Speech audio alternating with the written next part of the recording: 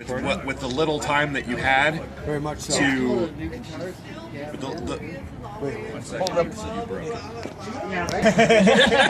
One thing I want to say what is the drum sounded great Nobody was I thought you did a great job. I feel like with the very little amount of time that you had to prepare yourself and learn all of our material, you really took advantage of that time and you used it to make sure that you were able to put on the kind of performance that we need on stage. Granted, it wasn't perfect, but for our first game together, there you go.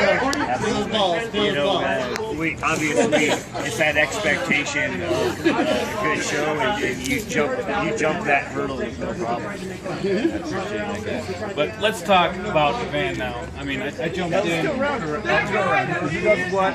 You play guitar, obviously. You go ahead. Let's do this. Okay, so. Are you videoing? Alright, so I'm Drew, I'm the new guitarist. I'm Roman, I'm the singer and songwriter. I'm Gabriel, I am the lead guitarist. I'm Van Meter, I am the eye candy. And he sometimes plays drums. Yes. Sometimes. I know. Yes. Might be fucking Brady. Now what's the deal? This band is all about performance and production, right? We wear outfits, we're characters, we do a lot of sequencing. When did you get started doing that? You do my I've been sequencing since about 1999, I would guess. The software that I started off with was extremely basic, you know, just kind of one of those really old Toshiba satellite laptops, if you remember that, the big bulky gray, dark gray ones. Yeah, one of the first laptops that was ever out. And I got a hold of some free software, started playing around with it, and then I took it further. Somebody introduced me to ModPlug Tracker. I played around with that for a while. I wrote quite a bit of material with that, and from there I just kind of took off and started getting into more and more professional software as time went on and technology advanced. And so most, actually 100% of all of our sequencing is done in the digital workspace. There's very little keyboards or instrumentation involved. It's all hand sequence, note by note, and so you know it's very time consuming, and it's something that I think sets our band apart from a lot of other bands in that it gives us the ability to do things that you can't do with, you know, a guitar or a bass. Right, but a lot of those sequencing and noise sound effects, you're interested in getting like actually a live player who might be able to replicate on stage, right? I've toyed with the idea, and we've talked about it a little bit. It's not something that we're actively pursuing. Hard to find. But yeah, I mean, it's hard to find somebody who can fill that position, especially with the diversity of the samples that we use. But ultimately, eventually, I think it would be beneficial to our band to add that element, that live element on stage. But once again, yeah, it's not something that we're actively pursuing. So if it happens, then it happens. If not, then you know we're going to keep doing what we're doing. Okay, so as a drummer, how is it playing with sequences? Do we have two drums going? We got drum machine going. We got all sorts of percussion going, and you have to integrate it all together with your live kit, right? It takes a little getting used to, but really, once you're used to it, I don't want to say it's simpler than it looks, but it can be. Really, again, once you get used to playing with it, it's really not as difficult as one might think. It's nice having a click track in your ears too, though. That helps too. It is, very much so. I mean, I don't get to hear a lot of what it is live, like out front. I'm dialed into a very specific sound that I've got to be in line with. It's kind of like being in the backbone. I mean, I feel everything going on. Like, I don't necessarily hear certain parts of it, like the live presentation out front, but I hear the backbone of it. That's what I stay in time with. Right. Tonight, a little bit hard for me to hear. So all I could do was just completely 100%. I had my eyes shut probably most of the show, just so I could hear the track, so I stayed in time with it.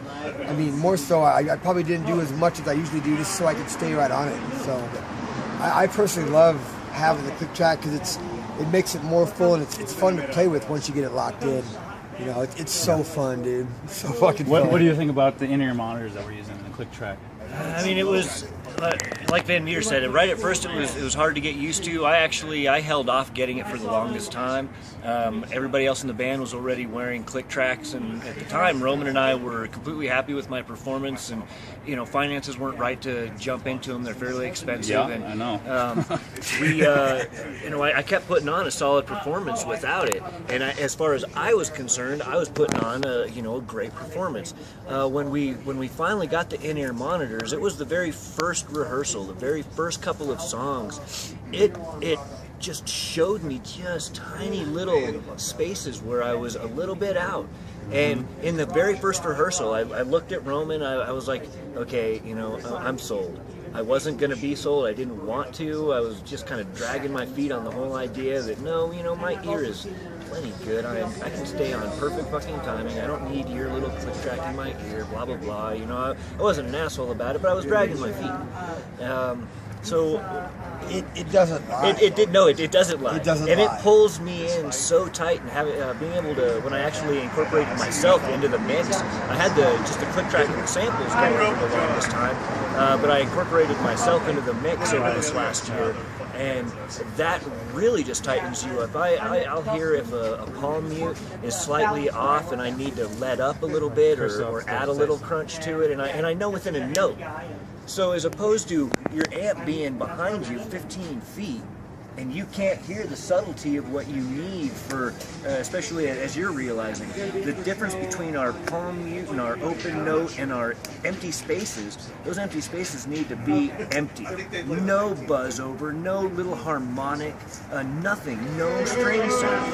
And you let those things go by, you can't tell that. But when you actually have it playing a little bit in your ears on a good mix, you know, like the very first note, I'm like, oh, my palm mute is just a little bit too heavy, or it's a little too light, and by the second note I've already modified it and gotten ready for it. I've noticed the music is a lot about technique. It's not the most complicated stuff in the world, but it's all about technique, and that can be definitely important to say about music. Yeah, I think so. With us, it's more than anything, it's about accuracy.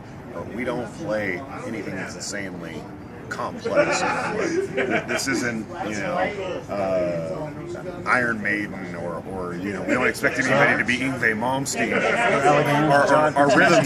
Our rhythms and our leads are fairly basic. It's really more soulful than it is, complexity. Soulful, yes. Okay, so you know, when I came on, I listened to all albums, downloaded it. We got a lot of songs, political bent songs. We got a lot of songs that are talking about organized religion and maybe control structure. What's your thinking when you wrote this album? Me and Gabe, we've had a lot of talks about, you know, the state of affairs in the world, what's going on a social level, as far as, you know, politically, and also involving religion, and we felt that it was important for us to incorporate a message of harmony into what we do, because we don't agree necessarily with the way that things are being ran. As a lot of people not just here, you know, I mean, like literally worldwide. Worldwide, not just America. And our interrelationships just with individuals. We don't treat each other right as human beings. The human condition has changed so much. Technology has helped push that, but people are getting further away from each other. You know, and within our religious themes, you know, and I don't want to say it, but it's the anti-organized religious themes. We need to stop idolizing mythology and look at what we have here right now and work with it, change it. So, you know, if we can do something about it, stop it from being such a struggle for everybody. Well, the one thing I can pretty much guarantee is that we aren't set on this world to have it be a struggle the entire time. And you know, that's one thing that resonates with me personally, because I'm kind of like anti-dogma man. That's like kind of like my message in terms of my armchair activism on the show. We talked about it a lot. Drew and I have talked about it. Well, they listen to all the podcasts. But I like what you said about we got to see it from mythology. If religion minus dogma equals mythology, then there's no personal things attached to it. Because I could rip on Zeus, no one's going to give a shit or get butthurt. But if we start ripping on Jesus and say, oh, that dude, there's no perfect dude doesn't exist, you know, then someone's going to get butthurt. That's kind of how it works. About the religion whole part of it? About the actual message of the band, I mean, I'm totally behind the social change. Control structure has to go. And I want to, you know, I think artists have a, what do you call it, responsibility to do something about changing the world. It's funny that you use that word because that's, and it's what when we started our Change Your World campaign, I came into these guys and I told them, I was like, look, you know, as artists, we are in a very particular situation where we get to stand up on a podium and speak the truth, whatever, you know, our truth, just a message, and it's our responsibility. As individuals, you know, we don't come from great money backgrounds. We don't have political families backing us up. Our message could easily get lost amongst people, just a bunch of, you know, millions of people talking online, and our message is never going to get anywhere.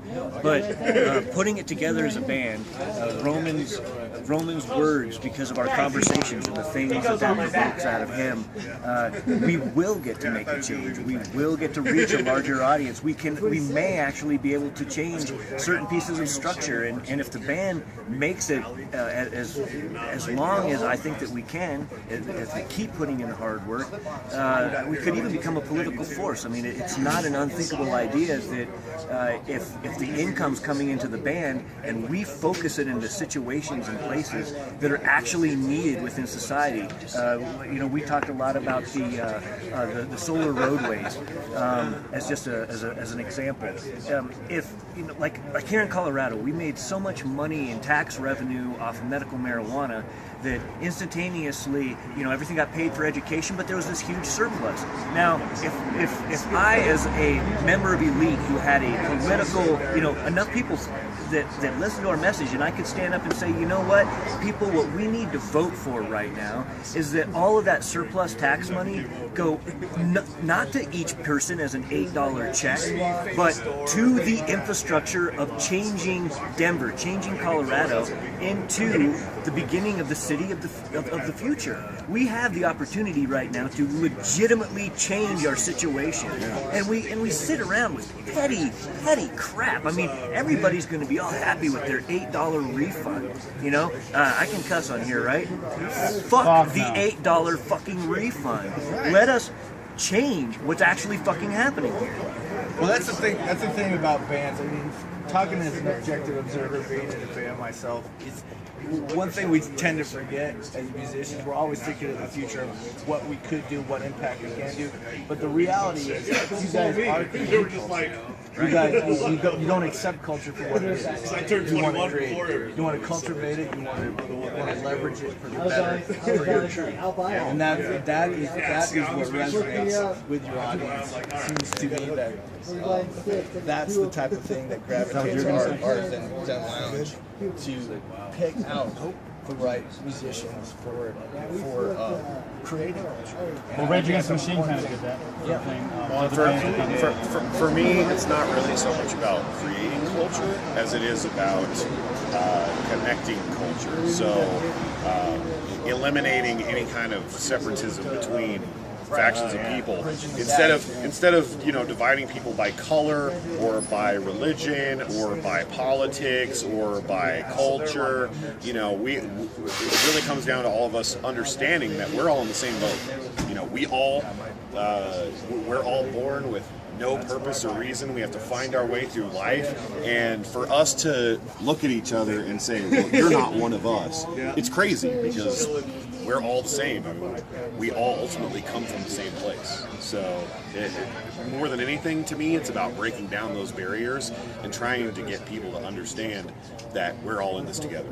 You know. Okay. One more thing I want to talk about: the masks. Yeah, Who decided? How do you feel about wearing it? As a drummer, I can't even imagine seeing through two people. What do you think? I don't know, you guys are all talking about some really serious, deep shit. heavy shit, man. I'm like, Oh, well, you want to chime in?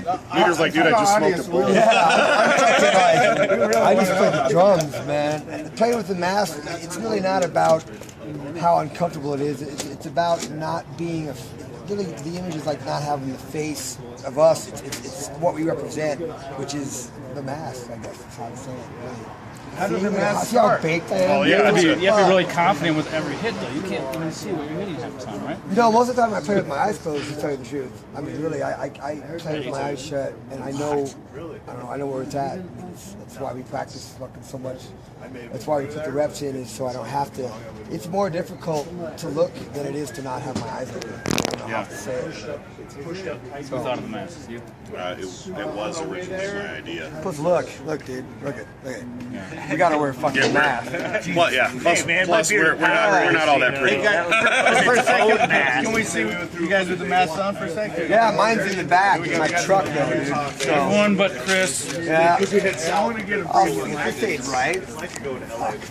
You can borrow my mask. Okay, what are the aliases? All right, I got you. What is your alias? What's this mask? What's it about? Back there, the summer, I was the medic. What? Give me the syringe, nurse. The what? The syringe, your nurse? Give me the syringe. All right. And now, what's this one? Well, you know, we didn't actually originally start out with personas. Drew was kind of the first one to really introduce that idea. Gabe goes by the Reverend. He always has. The Reverend. Yeah. Before the masks ever came into play, he went by the Reverend. So that's what he goes by. I'm the really big drummer that left his mask in his truck out back. This man don't need no mask. That's it.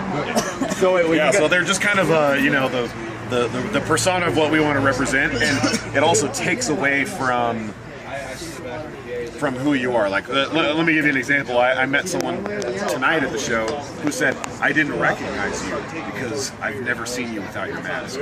Yeah. And that's the way I'd like to keep it. Not because I don't want to be recognized, but because the message that we're trying to spread isn't about me. It's not about anybody in this band. It's about everyone. It's about being detached and focusing on the message. That's the purpose behind it. In a way, it disconnects the ego from the message. You know, it's not about, I want to go on stage and be a big rock star and I want everyone to recognize me and know who I am and be popular. I want the exact opposite of that. I want no one to know who I am, have any fucking clue, you know, and be able to listen to our music objectively and understand the message. Until the medic, we were not named. Buddy, what the fuck? Yeah, he's the captain. We thought it was a cool idea because we have kind of we have kind of a militant appearance. You know, we wear like tactical gear and stuff. So because of that theme, he ended up wearing this particular mask, and that tied right into, dude, every military team needs a medic. Every military team needs a reverend. Yeah, it just kind of like fell into place. That's great. That's cool to hear, and not many bands are doing that. That's a unique niche. Lots of bands are doing it, like Slipknot. Interesting. Mushroom Head does. They got some cool ones. Someday we'll get like custom masks that just fit our Well, faces. it's funny because we get both sides of the deal, which is, you know, one side goes, oh well, you know, wearing masks is a gimmick and you're just trying to make up for your you know, lack of good music or whatever, which we all know is not true. And then the other take is, dude, You guys look so fucking taking awesome questions. on stage with masks. It's one or the other. There's really not an in between of. Is it? Well, you know, I could take them or leave them. It's, Right. it's either that's totally awesome or that's really stupid. Tell you You're what, wearing it pants. makes Can't it a believe it. lot more difficult. Fuck. to play. Why is Van Meter wearing It's- his hand in Roach's it is. question? See, I'm telling you. I'm dude. against- Play with the I'm mask on. against How the can pants. inquiring People minds really want to know I'm how 100% against hot, pants. sweaty, and confined you are when wait, you're on I missed stage. something. How do you and sleep at you're night? just like, dude, I just Like a want baby. to breathe some fresh air. That's what I imagine with the stage. Like, thinking about. Because the skates, I'm a drummer. I work out and walk behind that kid. You know, it's like Right? running in Yeah. place like Carl Lewis Yeah. sometimes. Well, that's why he wears No, the this boxers. guy makes sense that you don't- gets major kudos for me because he is able to really dial his drums in while he's got that fucking thing on his head, and I think that I think that takes a lot of skill. My lack of pants helps me a lot. I mean, we gotta be honest. We gotta be honest. Did you guys feel different when you have the mask? You have a different personality. You feel like it's Absolutely. you're I altering mean, heroes or- It creates a disconnection from your day-to-day ego. You know what I mean? You kind of become someone else, and I think absolutely. Our music Becomes benefits someone from else. that. I mean, before I started wearing the mask, the other guys were wearing a mask, and I was still doing kind of quarter panel white urban camouflage on my face all the time. I sing along with a lot of what we do. My face was a whole part of our performance. And some people, I mean, even like Roach over there, he was like, oh, I never put on a mask, never put on a mask. You are so awesome with your stage presence and your facial expressions. It's part of Elite. People would tell us that. How do you feel about part of the Winter Bush? Elite show. And putting on the mask was actually badass because it completely took that away from our show and made me have to put on, I'd rock out, but I had to put on a physical performance, something that went with our music, movement that was odd and quirky, whatever felt natural for me for those songs. And that took me back all the way to like grade school with breakdancing and original, robot, and just instantaneously my body started taking on shit that it had been doing as a young man that it's never even had the opportunity to try and fool around with as an adult. Yeah. But all of a sudden, the movement just fits and orients inside what we're doing, on a martial arts and things like that. So it's like it allowed my body to do all of the speaking and my face to do none of the speaking. Yet it does because of the head postures and things like that, especially with lighting. It makes the mask look different. So it's like takes a life of its own. Absolutely. It's kind of like once when its own those identity. boy bands bust into those moves all together and shit. It's just like that. Do a cabin It's like that. Do a cabin fast for us. There we go. Back to 1982. Just like that. Just like that. Just like that. Well, that's cool. That's cool. On a philosophical note, it almost makes you question identity. Like, what is it if I'm playing it myself with my own face versus my alter ego that's coming on stage and taking on a new form for the audience to paint the picture. Like what Van Meter. I'm sorry. The Go ahead. basis for me is that we're not four guys up in our concert shirts and our jeans sitting there playing music like many other bands that just don't put much effort into anything. Regardless of what it is, it's something, and again, it's what I do it for is that it's not just us standing there playing music. No, it's a performance. Yeah. We're trying to put on an actual show, not be another band. I mean, when I was doing promotion here for Casselmans, and I've got a list of over 180 bands as a written list that's on my roster of bands that I could call up at any given moment and put together a 4 or 6 band lineup at 2 different bars. Have them be different from each other enough that they didn't step on each other's toes. But the thing about all of those bands is, and I mean, I hate to say this because I know a lot of these guys and I love a lot of these guys. Come on, say it. Music is getting really generic, and most of the bands Well, and what we don't do even is- take the time to put on a good stage show. So even if they're It's like the scripts are rewritten. Oh yeah, you're absolutely right. They're so focused on skill, which and there's nothing wrong with that. Don't take that the wrong way. But you know, it's like you get, and my last band was a lot like this. You get 4 or 5 guys in a room, and all of them want to play the best thing that they can play from the beginning to the end of every single song. You know what I mean? There's no real cohesion. Nobody wants to work together. Nobody wants to agree on what should be played. You know, it's just I want to go on stage and showboat my skills, and you know, there's something to be said for that. But at the same time, for me, a concert is really about a production. You know, I want to see a production. I want to see, you know, cool lights, or you know, video screens, or costumes like we wear, or you know. What comes to mind here is what are your influences? Are you into the shock rockers that brought in the whole stage? You just open the can of worms. Here's my influences. Here's my influences.